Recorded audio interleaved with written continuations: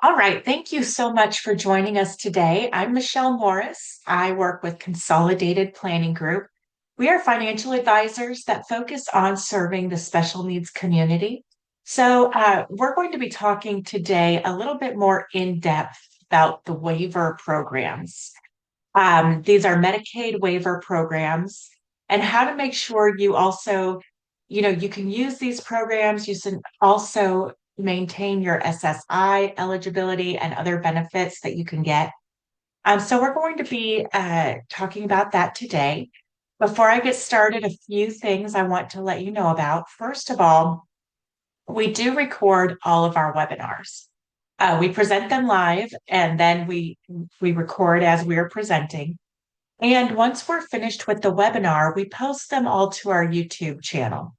So if you ever see that we've had a webinar that we've presented that maybe you missed, or if you want to sign up for a webinar, but you feel like you're not going to be able to make it during our lunchtime live webinar series, you can certainly go to our YouTube channel and watch there. And that, of course, you can watch at any time. The only big difference is that if you watch live, or if you at least register to watch live, you're going to get an email that will contain a link to the recording, and you will also get the slides. Many people find that valuable. So if you're maybe watching on YouTube or listening on our podcast, and you would like a copy of the slides from today's webinar, all you need to do is email us. You can email contact@cpgcares.net, or you can email me directly, mmorris@cpgcares.net, and we can get you the slides for today's webinar. Now, the other thing that I would like for you to know before we get started is that we're in webinar mode, meaning I cannot see you or hear you, participants. I know you're out there, and hopefully any questions or concerns or comments you have, you'll go ahead and put those in the chat box for me. That way I can keep an eye on the chat box while I'm giving the presentation, and hopefully I won't miss any of your important questions. I do have a list of questions that were sent in before the webinar, and I'm going to try to hit as many of those as I possibly can as we're discussing. Okay, so I think that's it. That's all the announcements for today and the housekeeping items. So let me dig into, first of all, who is Consolidated Planning Group? Why do we do these webinars? Why should you even be here listening to us? Well, like I said before, we are first and foremost financial advisors. We do anything that any traditional financial advisor would do for you, but we do it through the lens of understanding everything also that is on the special needs planning side of your house, your financial future. You need to be thinking about those things. You need to be making sure that you're saving money for your loved one's future care cost and thinking about the legal framework that you're going to need to make sure that your assets pass to them without jeopardizing their benefits. Sorry. And that you're taking advantage of all of the state, sorry, I told you this was live, state and federal benefits and local resources that you can for your loved one. So we do this because we are all parents of loved ones with needs at Consolidated Planning Group. We are located just outside of Houston, Texas, and we serve families all across the United States because most of our appointments are virtual. And the reason we do virtual appointments is because that way, we don't have to worry about sharing germs with, compromised children. Or, parents don't have to worry about finding a babysitter and traveling to us when they have children who have maybe extra care needs. So by being parents, we live this, we breathe it, we do this every single day. Being parents of loved ones with disabilities and also being so involved in the community. We have over 30 years of experience in investments, life insurance, securities, all of that stuff. We are also chartered special needs consultants. We are members of the Special Needs Planning Academy, and we are nationally certified Social Security advisors.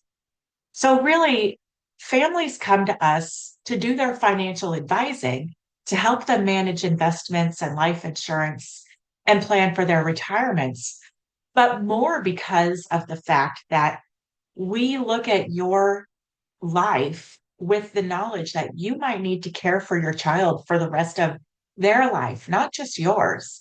So that looks like, what does that lifetime care plan do for your family? How can you protect that money and protect your family if you, the main caregiver, or if the main breadwinner passes away too early? We help a lot with transition planning. When your child turns 18 or when they move out of the house or when you pass away, there's a lot that happens that you need to be prepared for and plan ahead for.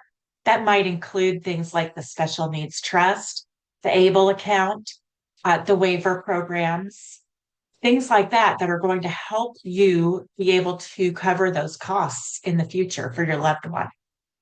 All of that is presented to you in a future cost of care estimate, where we can tell you how much money your child is going to need for them to be taken care of. And then how much do you need to actually set aside in their special needs trust so that that money will be there to fund the care. And again, we're here to advocate for you and to educate you. And we're kind of rare. It might be kind of hard to find people like us because there are less than a tenth of a percent of all the financial advisors in the United States who focus on special needs planning the way that we do. So we help you from where you are. It doesn't matter if you're, um, living paycheck to paycheck or if you're a multimillionaire. We help families starting where you are, bringing the information to you, and helping you have a more confident look towards the future. So, a couple of quick tips in terms of planning for the future. We always say that the best time to start planning for the future is right now. Does not matter how old or young your children are, you need to start as soon as possible because that's really going to give you a longer runway to make small incremental changes that are going to have a big impact on your loved ones and on your future. Think about what's going to happen after high school. There are vocational options if you think your child is going to be able to have a job.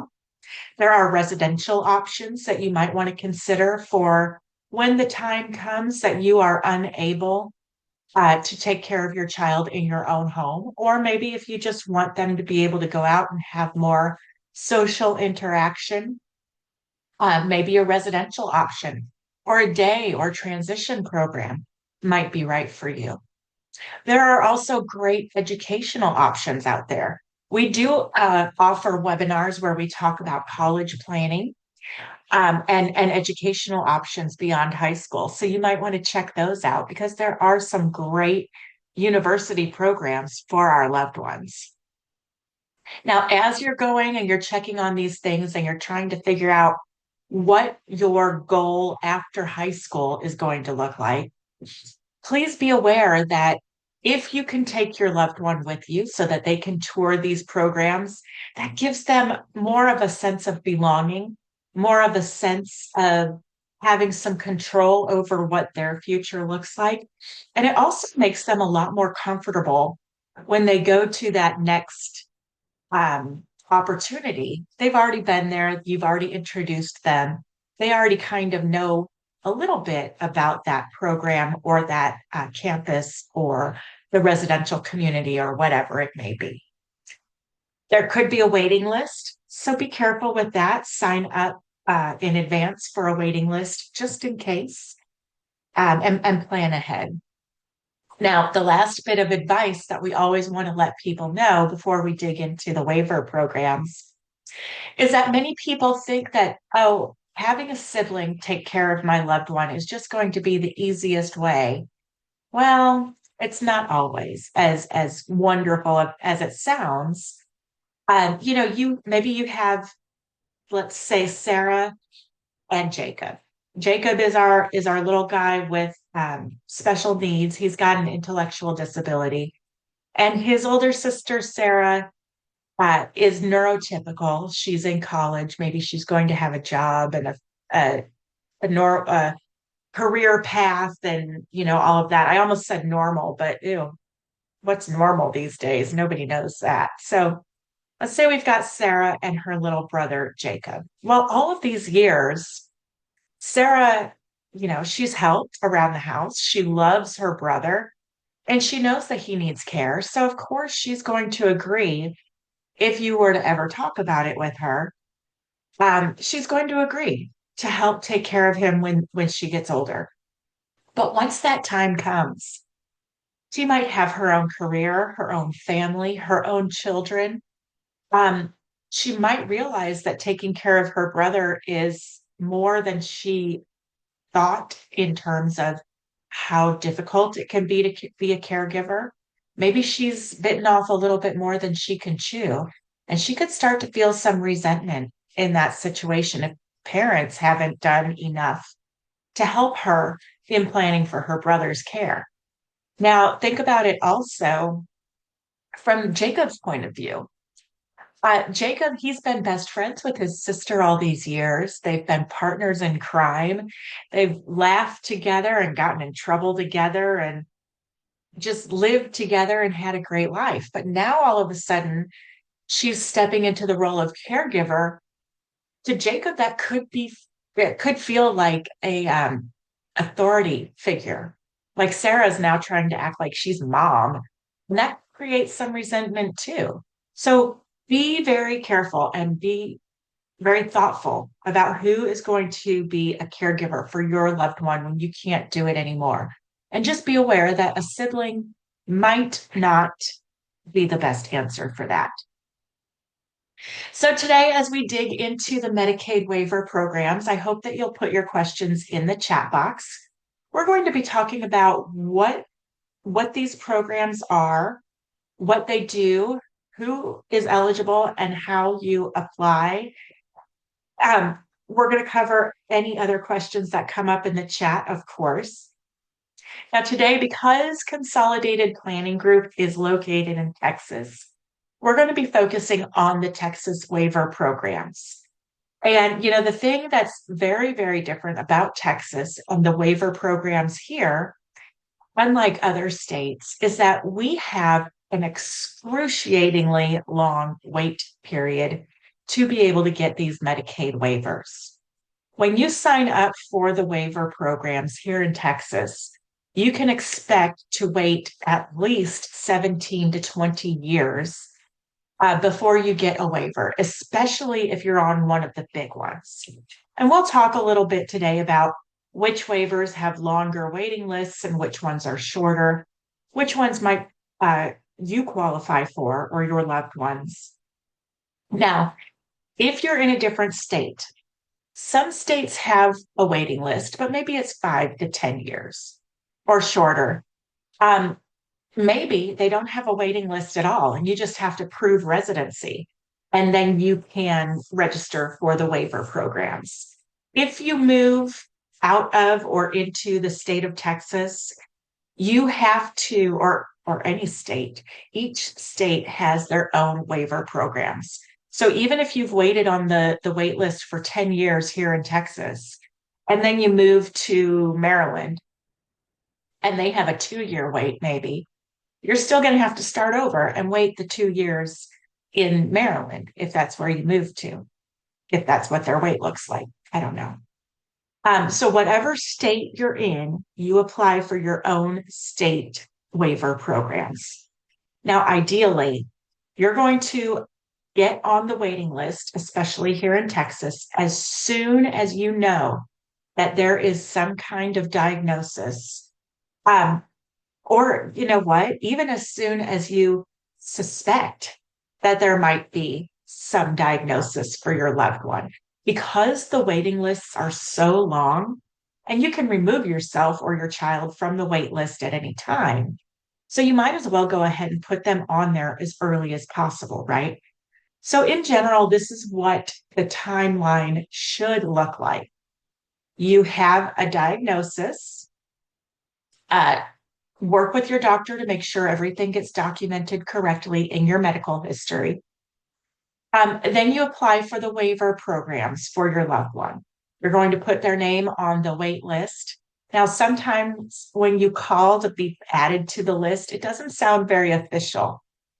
But nowadays, you can check online to figure out where you are on the waiting list and which lists or which waivers you are on the list for.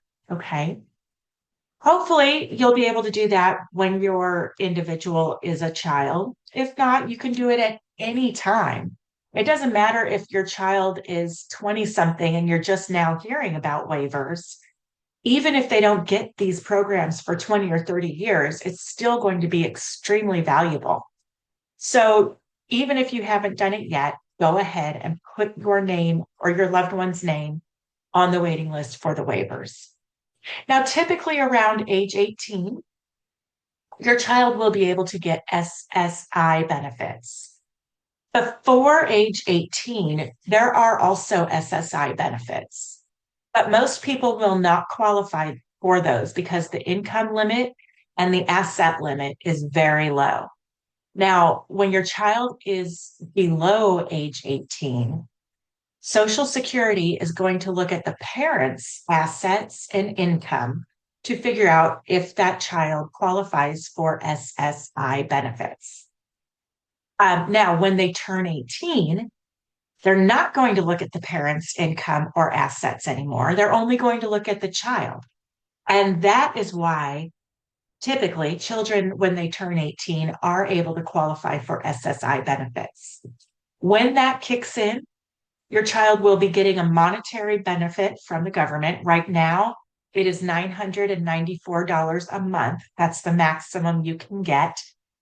And they would also get Medicaid. So at that point, when your child turns 18, they can apply for SSI and also get Medicaid. Now, later on in their life, as the parent ages, there's going to come a time when you, as the parent, turn on your Social Security retirement benefits. Maybe it's because you become disabled. You turn on your Social Security disability payments. Maybe you pass away. If any of these three things happen, you become disabled as a parent, you pass away as the parent, or you turn on your Social Security retirement, your disabled child can draw a benefit based on your work history. And that hopefully will happen after you turn on SSI and get Medicaid locked in. Then you'll switch to SSDI. The SSI will stop. They'll get SSDI or a childhood disability benefit instead. But if they've already got that Medicaid, they will keep it. And then after they're on this benefit, this SSDI for 2 years, they'll also have Medicare. That would be a dual eligibility situation. And that's why, sometimes we do have a hiccup where a parent is maybe older and did turn on their Social Security when the children were still minors, or maybe the parent passed away or became disabled while the children were still minors. That does throw a little bit of a wrench into things. And we can help you try to get as much benefits as you possibly can, but it might lock you out of getting Medicaid for your loved one. So a couple of comments in the chat box before we go on. Comment, it looks like, and a question. It says, if you're in Texas, try the Rider 28 program. If you have 2 or more chronic conditions of the 10 diagnoses on their list, to help skip the wait list. Antoinette, I'm not too sure about that one. I would love for you to send me some more information about Rider 28. I'm going to write that down and investigate it. because that is not something I'm familiar with. So we'll definitely check into that. Now, Joyce says, my husband is retired from the railroad. He and I both receive benefits. Um, I have Social Security benefits available, but I don't receive them. Is my 42-year-old son eligible to draw SSDI from my benefits? So, yes, once you turn on your Social Security retirement benefits, your son, as mother or father, biological or step, doesn't matter. Your son would be able to draw benefits from your work history. Yes. All right. So, first of all, first things first, as soon as possible, you need to put your child on these waiting lists. I mean, that's the most important thing, right? Do this as soon as possible. Now, we're going to talk about what all of these different waiver programs are and, what these acronyms stand for. But what I need you to do is write down this phone number, 877 438 5658. Every person who is on this call today should have their loved ones on the waiting list that you get from calling that phone number. For most people, that's going to be class, but that is also the phone number if you have a medically dependent child. That is someone who is medically fragile. That's also the phone number for DBMD, which is for deaf, blind, and multiple disabilities. Now, those two, the MDCP and DBMD, those are shorter waiting lists because those serve a smaller group of people. But class is a very long waiting list because it serves almost everybody. So everybody in this meeting or anybody who hears me should definitely be at least on the class list. So call 877 438 5658. Now, there's also waiting lists through your local intellectual and developmental disability authority. That is abbreviated as LIDA, your LIDA, or your local authority. You have to call them in order to get on the waiting list for these programs. And this would be like home and community services, Texas Home Living, Community First Choice, things like that. You get on the waiting list by talking to your LIDA. Now, if you're not sure who your LIDA is, if you're in Houston, you're in Harris County, it would be the Harris Center. Fort Bend has Texana. There's Tri-County. There's MHMR, Bluebonnet, ACOG.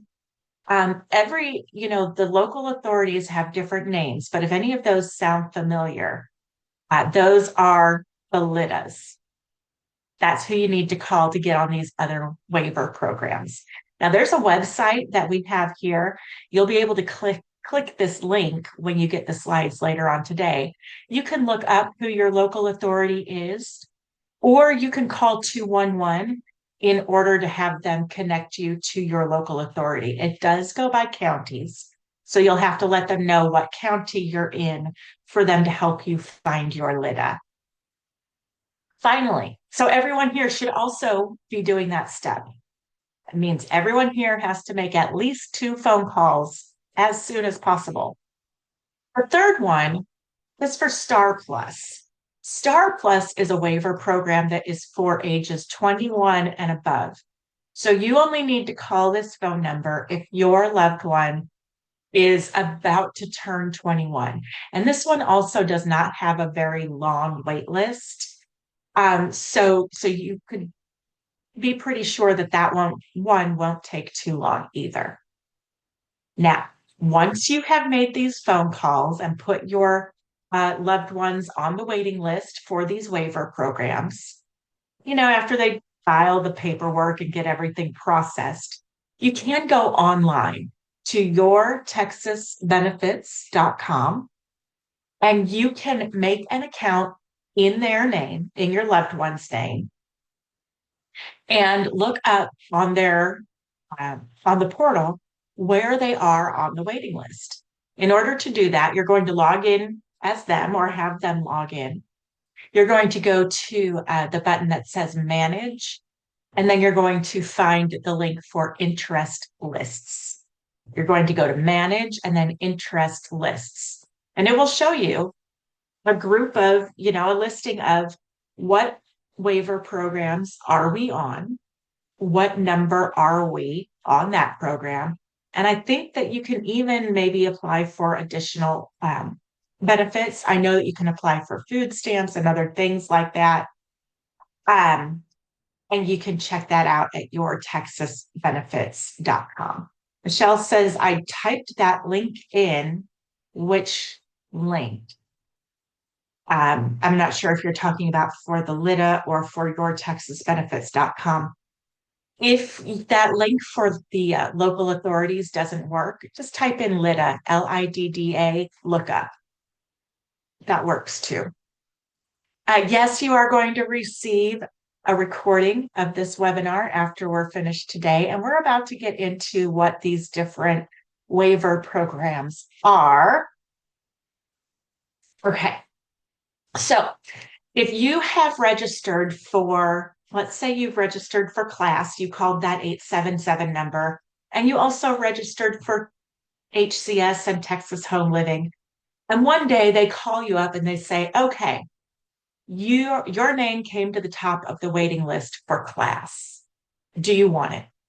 Yes, we've waited 20 years for this. Yes, we want it. But you're still on the other waiting list regardless. You don't need to take your name off of the other waiting lists. And then let's say you're on class for a couple of years, and then your name comes up for HCS waiver. Well, what we can do, and what we personally at Consolidated Planning Group can do, is help you look at these two different programs. What do they cover? How much funding do they provide? What do these programs entail? And help you decide which one is best for your family.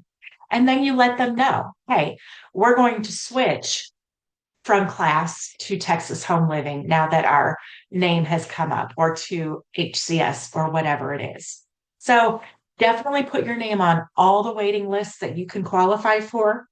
And then when you come up on the list to get services, then we can determine which one you actually want. Okay, so let's a little bit about the golden rules, how these waiver programs work. First of all, they do not take into consideration the parental income. Many programs like this often do look at the parent's income, like with SSI and Medicaid, right? But this one does not.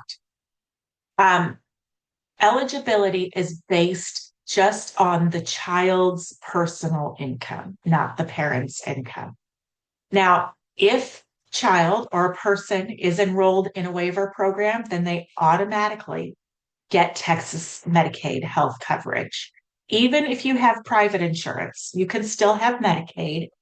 And the Medicaid can help you pay for things like your copay, or maybe use Medicaid for instances where you don't need your primary care physician or something like that.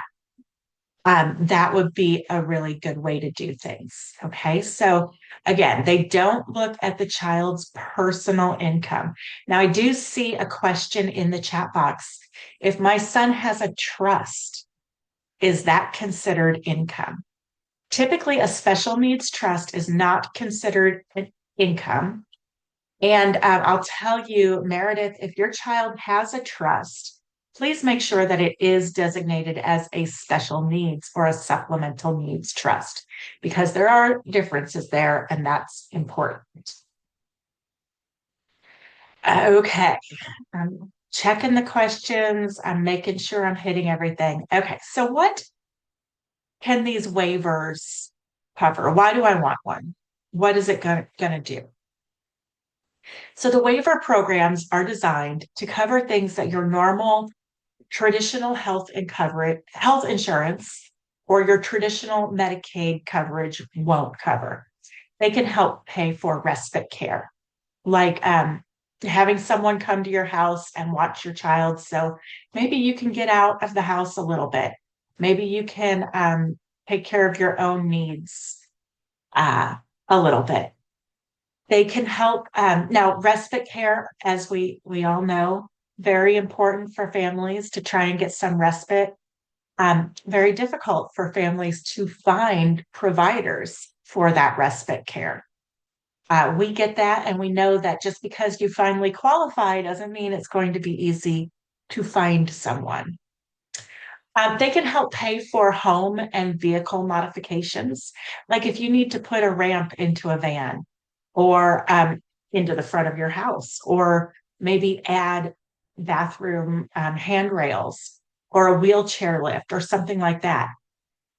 Waivers can help you pay for those things. I happen to know that the home modification limit is $7,500, and they will give that to you only one time throughout the lifetime of the individual.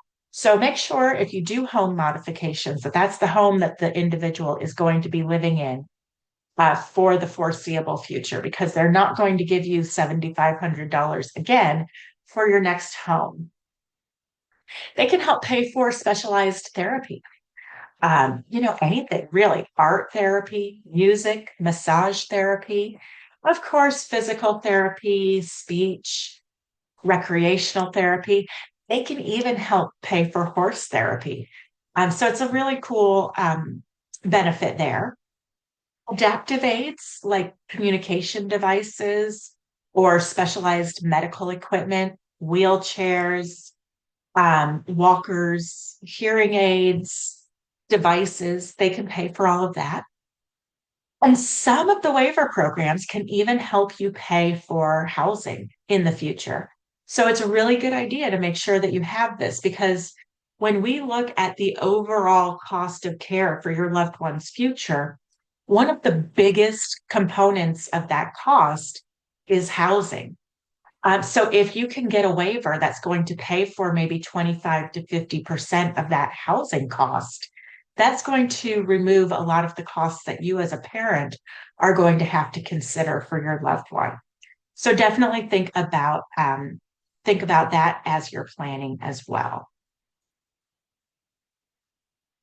Okay, so these are the four more general Texas waiver programs. We're going to dig into each one of these separately, because these are the ones that most people in Texas end up using. They have very long waiting lists. CLASS, that stands for Community Living Assistance. And really, these waiver programs are meant to provide these resources so that your loved one does not have to go into a state-run facility.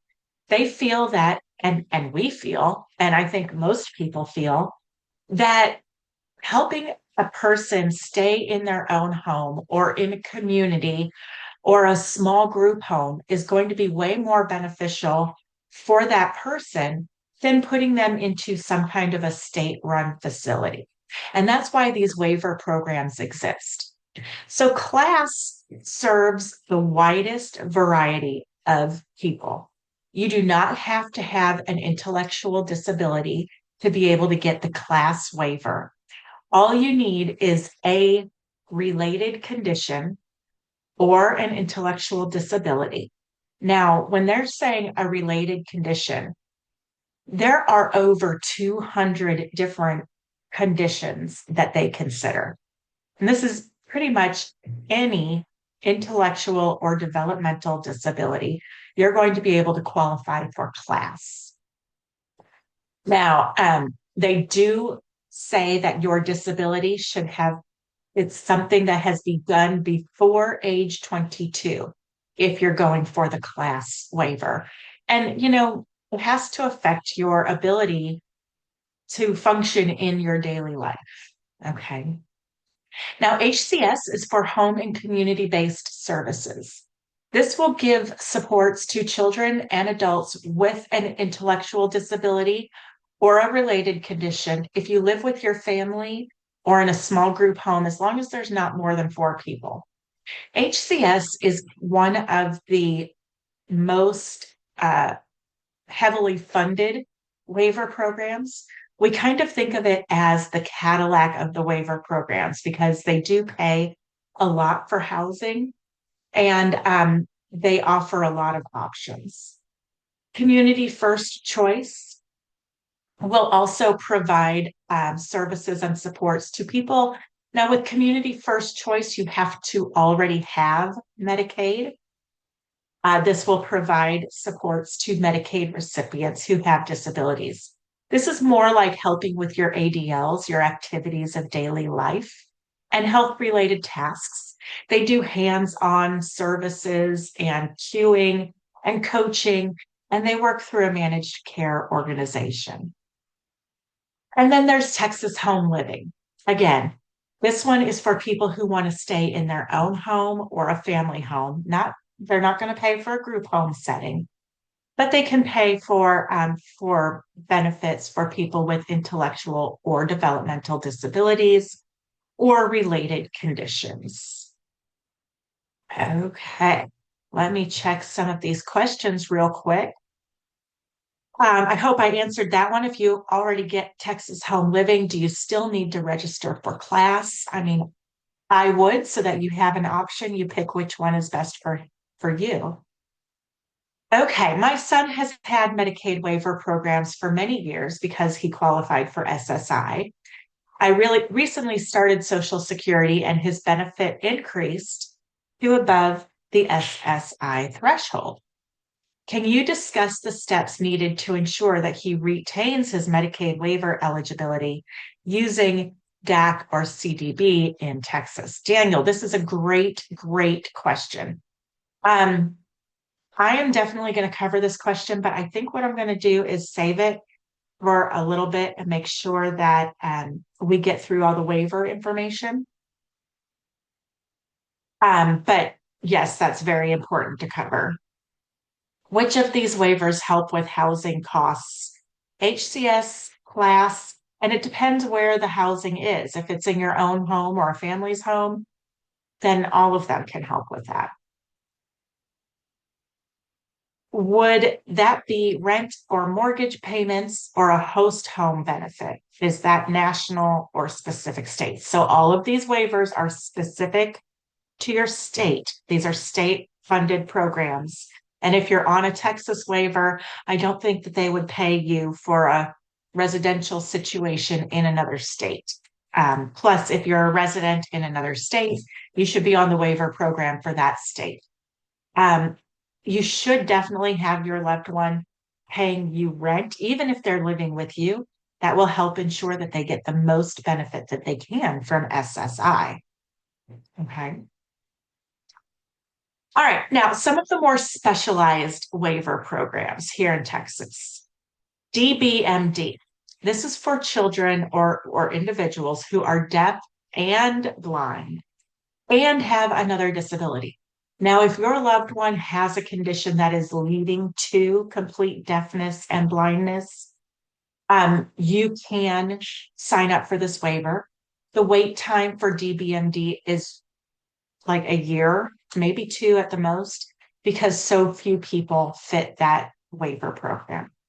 MDCP. With this one, what we hear a lot is your child is not medically fragile enough to get this program. So, what I want you to remember for MDCP is that this is for, first of all, people who are 20 years and younger who are medically fragile and otherwise would have to go to a nursing home for care. Okay. That's the criteria for the MDCP waiver. Yes, waiver. Yes is a little bit different. This waiver focuses on our individuals who have a primary diagnosis of something that is a mental, emotional, or behavioral difficulty. This is not someone who maybe is cerebral palsy with depression. This is someone who is like their primary diagnosis is maybe schizophrenia or bipolar disorder or something like that. They have to be age 19 or under to be able to get the yes waiver. And then the last one is Star Plus. Now, I mentioned MDCP only goes up to age 20 because at that time, children would switch over to Star Plus. Star Plus is for people who are 21 and older to help, again, keep them in the community and not in a nursing home facility. The people who start off on MDCP transition to Star Plus when they turn 21. So yeah, Nancy says for DBMD, deaf and blind is not enough. No, you have to be deaf and blind and have another disability. So maybe it's autism or ADHD or anxiety, in addition to the deaf blindness. Which are the best programs for children diagnosed with autism? So I would definitely say you would want to sign up for every one of these general waiver programs if your child has autism. Now, if they do not also have an intellectual disability, it might be hard to get them on anything except for class, but class covers very nearly everybody. These programs can help pay for rent at an apartment. That's perfectly fine for them to use money from this program for, and that would be where it says in their own homes. That's where this would help. Okay. All right. Okay. Someone says, my child, I think I was told that my child has to qualify for Medicaid first before being able to use Start Plus. I'm not sure on that one, but by the time your child is 21, hopefully they'll be on Medicaid anyway because of SSI benefits. That should flow correctly for you. Okay, so the class waiver, digging in a little bit, it's really the broadest waiver program, community living assistant and support services. Any age, as long as your disability started before age 22 and affects your daily life. It's very, very flexible. That's the best thing about class is that, they give you a lot of specialized therapy that private insurance usually won't cover for you. So that's pretty neat. And they do not offer group home placement. It's really just for helping people live in your own family homes. Okay. HCS, again, this is the most comprehensive and well-known waiver, especially for people with intellectual disabilities. They have deep pockets at HCS. This is for people of all ages with an intellectual disability, meaning 70, an IQ of 70 or below, or you can have an IQ up to 75 if you have another related condition like an autism or an ADHD or spina bifida or cerebral palsy or whatever. They offer 3 different residential options. It can be living in your own home, it can be a host home, or a small 4-person group home. And it is managed by your local authority in your, whatever county you live in. Texas Home Living is often called HCS Light, and it's for families who already have Medicaid, but you still need a little bit of extra help. So that's you already live in your own home. You don't have that high level of need that you would need if you were on HCS. This has a capped annual budget for services that is pretty low. That's why it's light. And, once you have Texas Home Living, if this suits you, then great. You don't need to wait for HCS or class or anything like that. But you can stay on the waiting list. And if your name comes up for another program, see if it's better for you. This one, again, you already have to be on Medicaid to be able to accept a Texas Home Living spot. And then finally, the last program I want to talk to you about is the CFC waiver. The CFC, Community First Choice, is an entitlement program. It's a little bit different from a waiver with those really long wait lists. This is a federally mandated program. If the child qualifies, the state has to provide services without putting them on a long waiting list. You do, there it is. You have to have Medicaid because of either SSI or a Medicaid buy-in program. You have to meet institutional level of care. That means that you need the same level of help as someone who is living in a nursing home or an intermediate care facility. And you must need help with your activities of daily living. They can provide personal assistance, have rehabilitation programs or habilitation programs, emergency response, and support management. And again, this is not really a waiver program. It is, you use this while you're waiting for the other waiver waiting lists. It's going to help you get more immediate support while you wait longer for the waiting for the HCS or class. It is managed locally by a managed care organization. So another thing to think about, while you're waiting on that huge wait list, the Community First Choice will help you get some services if you have Medicaid already. So maybe you don't have SSI yet, but you want Medicaid. You can do the Medicaid buy-in program for children. Call 211. That hooks you up with the Health and Human Services, and they can give you instructions to get that buy-in Medicaid if your children meet the disability criteria. There's also a program called Texas Health Steps that provides medical and dental coverage for children who are already on Medicaid. So both of these do require that you're already on Medicaid.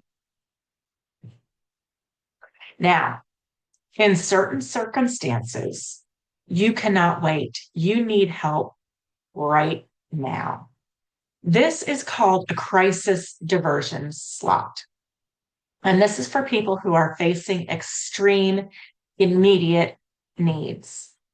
Maybe the child is at risk of being put into an institution because they're harming their caregivers, or they're running away, or their primary caregiver just simply cannot take care of them anymore.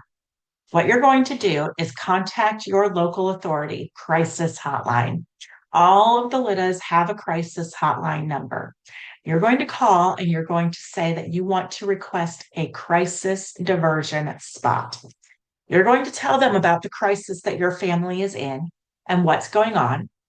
And you need to tell them that your child is at risk of institutionalization if you cannot get help.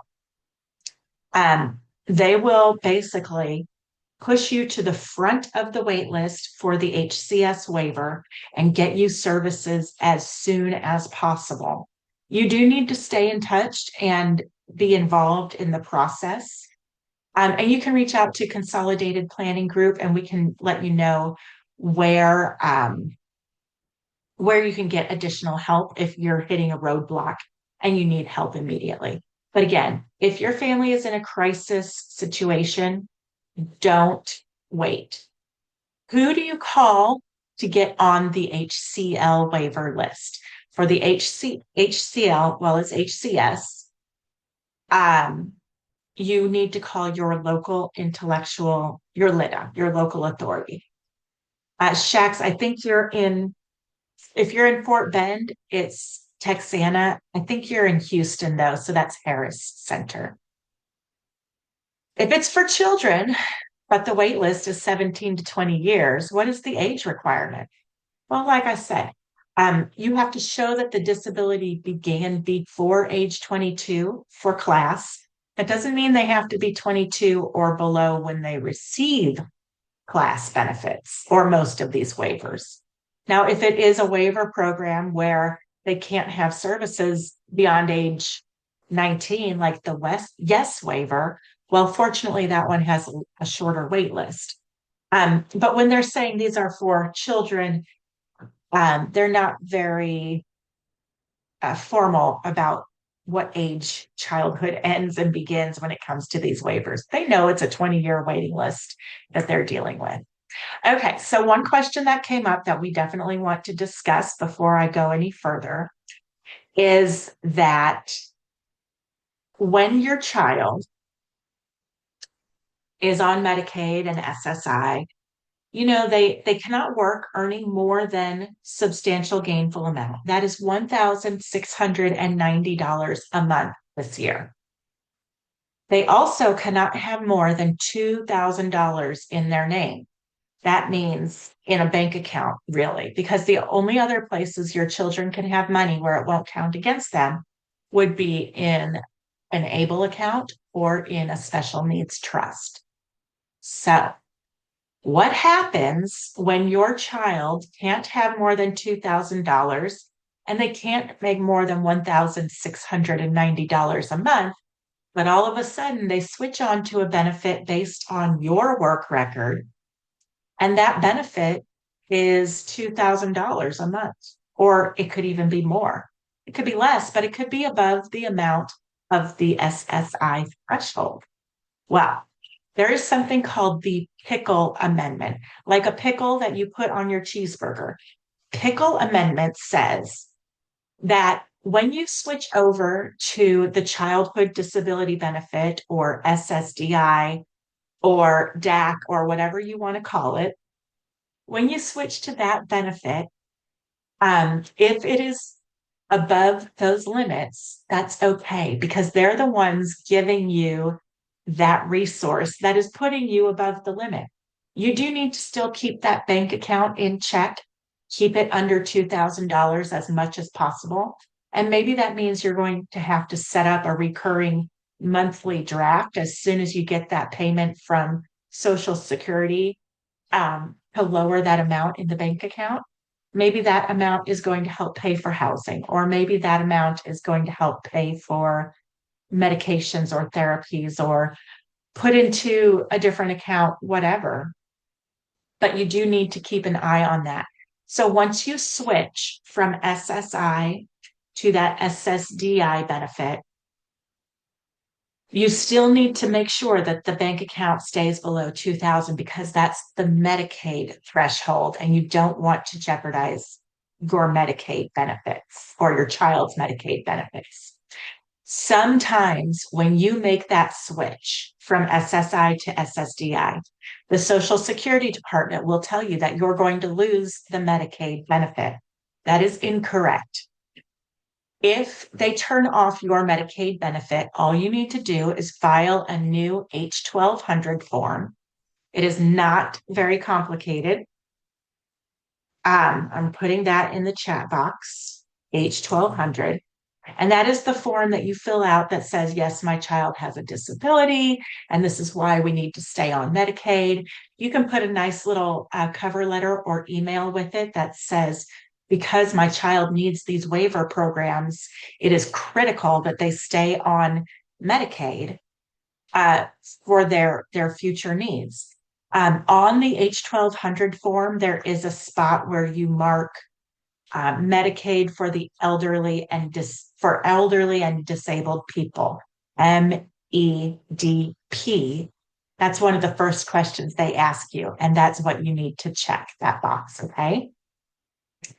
Are there any other benefits children are entitled to before age 18, independent of the parent's income? Unfortunately, no, there is not a lot of help for children before they turn age 18. There are work programs that will start around age 14. But if the parent makes too much money, and this is where I feel like the government kind of fails us or the system kind of fails us because you can make far too much money to qualify for these benefits. And yet that amount is still not quite enough to be able to take care of your family. And that's one area where we see a lot of parents struggle because they're not low income enough to get benefits, but they're not high income enough to meet these high costs of care. for their loved ones. And in those circumstances, we just use the resources and what's available to us the very best that we can. And that's why we do these webinars, is to teach you about those other resources and things that are available. So this link, when you get these slides later on today, you can click for our upcoming webinars. They're on our Facebook page. They're on our website. You can sign up ahead of time for the webinar, and that way you're going to get an email right after we're finished that includes a link to the recording. You'll also get the slides in that email. So yes, if you have registered for today's webinar, you'll get a link to the recording and you will get the slides. You'll also have reminders if you sign up ahead of time, and you'll be able to submit questions before the day of the webinar. This is our team at Consolidated Planning Group. We are a small mom and pop style boutique type of a shop. We're independent. The cool thing about working with Consolidated Planning Group is that you would never just have me as your advisor. You have all four of our financial advisors. We work as a collaborative team on every client. And we've got a great staff behind us. Now, the last slide I'm going to put up as I answer the rest of the questions in the chat box. This is how you sign up for a free consultation with Consolidated Planning Group. I would love for you all right now to grab your phones, open up the camera, and use that QR code to pick a day and time that works for you. You'll be meeting with me or my husband, Andy, possibly with Allison Schaberg, the owner of our company. But this is a free consultation. They usually last about 30 to 45 minutes. They are on Zoom, and you have the opportunity to sit with an expert in the special needs field and ask us anything. Once you've asked us your questions, we give you some helpful bits of advice and tips and things to think about based on a questionnaire that you're going to fill out. And then we'll talk to you about how we work at Consolidated Planning Group, the doors you can walk through with us, what that would cost you, and what that looks like. Okay, so I'm going to leave this page up while I finish off the rest of the questions, because you can schedule your consultation here. You can also, if a QR code isn't your jam, you can call or email the office, or you can call or email me directly. And I've just put my phone number and email in the chat again for you. So I see here a question: rather than switching to SSDI, will the benefits for people who were never on SSI or Medicaid also have those asset limits waived? Okay, so if your loved one is on SSDI, which is the benefit that's based on your work history as a parent, they still need to follow Medicaid guidelines if you want any Medicaid benefits. That would be the waiver programs, which we've been talking about today, but also general Medicaid. If you don't care about Medicaid, you do not need to follow those guidelines. You don't have to meet their eligibility. You can still get SSI. That would be fine. Now, after you're on, SSDI. After you're on SSDI for 2 years, you also get that Medicare. We just want people to be able to get the most that they possibly can. So that's why we push for dual eligibility and Medicaid and SSI, SSDI. Now, another thing that I did not mention, but if you get to that point in life where your person is switching from SSI to SSDI, if the amount of SSDI that they should get is not as much as SSI, they will be on both technically, because you'll get the SSDI plus a little from SSI to close that gap. Okay. Thank you all for being here. Thank you so much.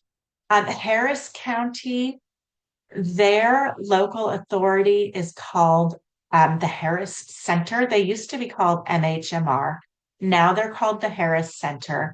That is who you would contact to get on the waiver waiting lists. They are your local intellectual and Local Intellectual and Developmental Disability Authority. Ooh, that's a mouthful. All right, we're at 1 o'clock. So if you have any more questions or concerns, please, please, please feel free to reach out to me. I am here to help you. We do have a questionnaire you have to fill out if you sign up for a consultation. Yes, we have a newsletter that you can subscribe to. Contact us and we'll put you on our email list. If you're on our email list, you will also get notifications of all the webinars that we have coming out. So feel free to reach out. Angela, I see your question, and this is going to be the last one I can take. She says that her son was canceled from Medicaid when he turned 18. So here's the thing. If your child is getting SSI and Medicaid before age 18, they're getting it under your resource limits. And when they turn 18, they're going to have to reapply under their own Medicaid and their own SSI. Process should be seamless, but let's just be honest. This is a government program, governmental entity that we're dealing with. And sometimes things don't flow as easily as they should, right? So just reapply when your child turns 18, and they'll be able to switch over to their own benefits. All right. I hope I've been helpful for you today. If there's anything else that you need, go ahead and email or call me directly. You will receive a link to the video recording and all of the slides in your email later on today. I hope you have a great day. And like I said, we're here to help if you need anything. Thanks a lot, everybody. Bye-bye.